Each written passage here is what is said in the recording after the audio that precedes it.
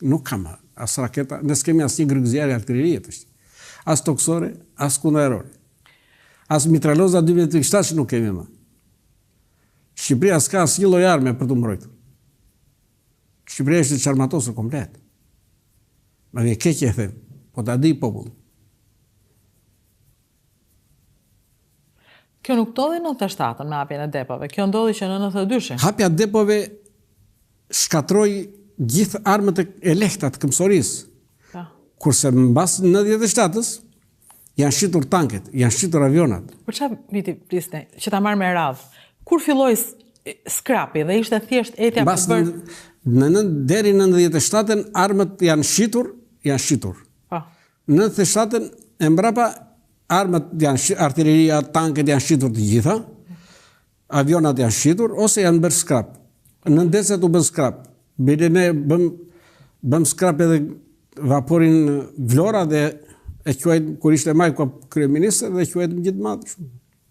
Do të thënë, skrap i kanë bërë të gjitha pushtetet. Nuk i ka bërë vetëm Berisha. I ka bërë Berisha, i ka bërë Nano, i ka bërë Majko. Bile Berisha i ka bërë deri në 97. Në 97 mbrapa të gjithë armët e rënda i ka bërë Partia Socialiste. Socialiste. Të gjitha partitë? Të gjitha partitë i bën skrap. E kanë zhveshur në Shqipërinë. E kanë çarmatosur Shqipërinë. Po, kanë çarmatosur. Edhe jo vetëm çarmatosur, po i kanë hequr gjithë industrinë. Ja rim pak te çarmatimi sepse për industrinë kanë folur shumë shpesh këto kohë. Po jo, ne skemi një punisht e biskotash dhe marmallati. Edhe me ato, dhe ato që janë komunistë. Ne s'kemi asgjë, s'prodhojmë asgjë. Neve kemi pas bujqësinë më moderne në botë. Ta është moderne, nuk e kishim. E kishim tepër moderne bujqësinë. Me një Shqipëria që gjithë këneta. Neve filluam ta çonim ujin në rrënjën e çdo bime. Dhe i mbollëm gjithë Riviera u mboll me agrumi. Po kur erdhi kjo e quajtur demokraci, thuaj që nga fqenjët paguaj 10.000 lekë për të pritur një rrënjë portokalli. Këtë dua të di. Çarmatimi ynë është bërë sepse pushtetarët tanë, politikanët tanë ishin jo larg pamës, apo ishin thjesht të korruptuar. Donin të merrnin para të shpejta. Atë e din ata. Ju ishit prezent kur një ushtarak i lartë amerikan e pa armatimin ton, e pa që ishte armatimi i armikut, ai kishte qenë me të lloj armatimi. Jo i armikut, se ne. Do të thonë i kosë. Shiko, unë e them dhe në shkrim. Po. Shqipëria pasi doli nga Traktati i Varshavës, në 61-shin de facto dolëm, pavarësisht se denoncuam 68-ën, por dolëm që në 61-shin nga Traktati i Varshavës. Shqipëria ndoqi politikën e asianësisë. Me asnjë pakt ushtarak, qoftë ai rajonal, qoftë ai ndërkombëtar. Po ç'na duheshin raketat kur ishim asianës? Ç'na duheshin kaq shumë vend strehime kur ishim asianës? Pyetja është shumë e drejtë. Mirë, po ne ishim asianës, po fqinjët tanë nuk ishin asianës. Fqinjët tanë edhe provuan veten edhe në luftën e Kosovës që s'ishin asianës. E drejtë. Koha tregoi që. Biles Serbia pushtoi Kosovën.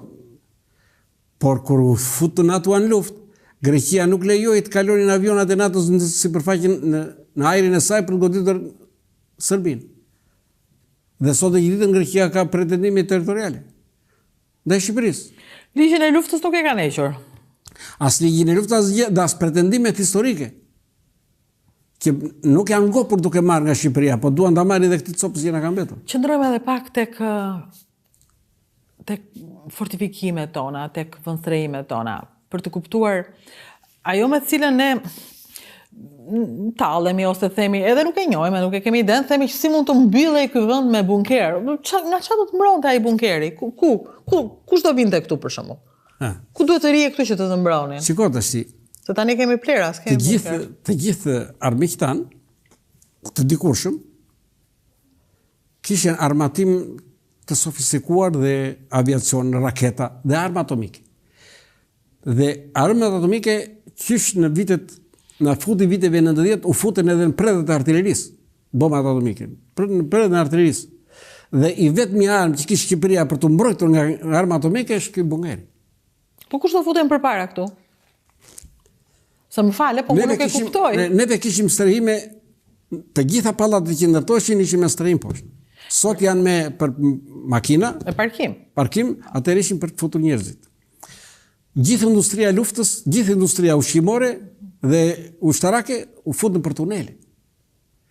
Që të funksiononte edhe në rast lufte.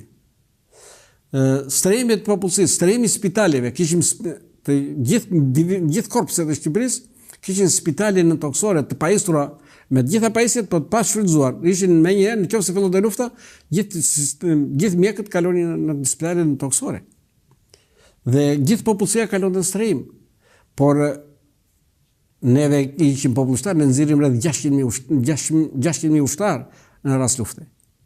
Të gjithë këta do zinin dhe këta stërviteshin 17 ditë në vit çdo qytetar i Shqipërisë. 17 ditë në vit bënte stërvitje rezervist. Atëre, ju flisni se kjo ka qenë puna juaj, ka qenë jeta juaj. Tani vite më pas, ju duket vërtet normale ky fakt? Është tepër normale. Jo normalizon arsyetimi sepse tani po ndodh një luftë dhe kjo na bën të bëhemi dhe paranojak apo Po unë në shkrimin tim bëj krahasimin me vijat e fortifikimit që kishin ndërtuar para luftës së dytë botërore. Dhe u vërtetua që ato nuk merreshin dot. Dhe po ne kemi një fortifikim krejt ndryshe nga. Ne fortifikuam gjithë territorin e vendit. Ata fortifikuan disa drejtime të hyrjes në shtetet e tyre. Ata kush? Gjermanët, francezët, finlandezët, Izraeli më mbrapa. Kurse neve fortifikuam gjithë vendin dhe e fortifikuam në atë mënyrë që dhe nëse ata do merrin vinë pas. Sepse ju po tregonit këtu që fortifikimi nuk është një shpikje shqiptare. Domethënë nuk është se ne befas. Jo, nuk e shpikëm ne i morëm më të mirën atyre. Dhe përshtatëm për terrenin tonë, sepse ne jemi një vend i vogël. Dhe neve nuk duhet po të na merrë një pjesë të territorit ku do vende popullsia. Kështu që neve duhem të e bëm fortifikimin që lufta të bëhej sa më e shkurtër dhe pa gjak. Dhe Sun Tzu ja thotë që fitoria më e madhe është fitoria që bëhet pa gjak. Dhe neve duke fortifikuar vendin, siguruam paqen, siguruam fitore, nuk guxoj kush na sulmonte. Këtë nuk e besoj, më fal që e them. Më fal, po unë nuk mendoj që... Po normalisht, nuk mund ta besoni, po unë e them dhe në shkrim atë. Jo, do të thonë unë mendoj që ne ishim një vend paranojak, që ndërkohë bota zhvillohej, që ne kishim ngelur brenda bunkerit ton. Po bota zhvillohej dhe po zhvillohet, po ja unë bëj një pyetje juve. Si ishte mundur që ra Covidi tashti? Një i tillë ka rënë në vitin 1917. Dhe e vetmja maskë që mori mjekësia atëherë ishte maskat që vëm sot. Domethënë më përpara iku industria e luftës se industria mjekësore. Pra bota zhvillohej, po zhvillohej duke zhvilluar armët e vdekjes, sepse nga ato nxorën fitime. Edhe neve nuk kishim fuqi të blinim armë. Ç'bëm? Të fortifikojmë, të sigurojmë popullin ta fusim në beton. Në rast lufte që mos ta vritet. Këtu që ne gjetëm rrugën më të mirë, që ke kushtueshme, po është e përjetshme. Fortifikimet nuk kanë qenë kurrë të dëmshme në gjitha epokat. Sepse i besoi vetëm një herë edhe këtë për gjithë jetën. Si ka mundësi që kinezët na i dhanë aq shumë para për të fortifikuar Shqipërinë, sepse ishte një kosto gjigante? Po shiko, asgjë nuk është dënë falas. E kemi blerë me krom. Kemi qenë shteti i dytë në botë për eksport të kromi. Kromi ku merren? Bulqiz? Bulqiz. Dhe sot minerat do kemi dhënë flas të huajve.